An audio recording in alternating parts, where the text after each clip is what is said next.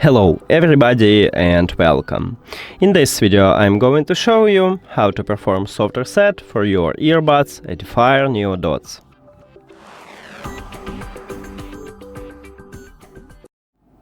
You have to start by put your earbuds to the charging case.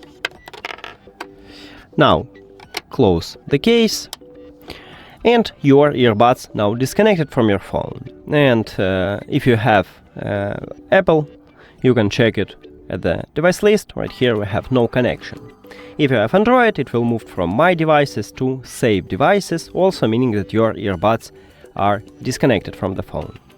Then you just open the charging case and your earbuds automatically reconnect to your phone. And at the device list on your iPhone, we should see that it's connected.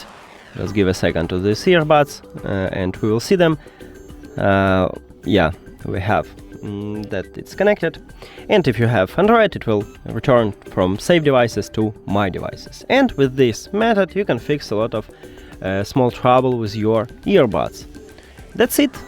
Thank you for watching this video. If you found it helpful, please consider subscribing to the channel and leave the like on the video. See you later.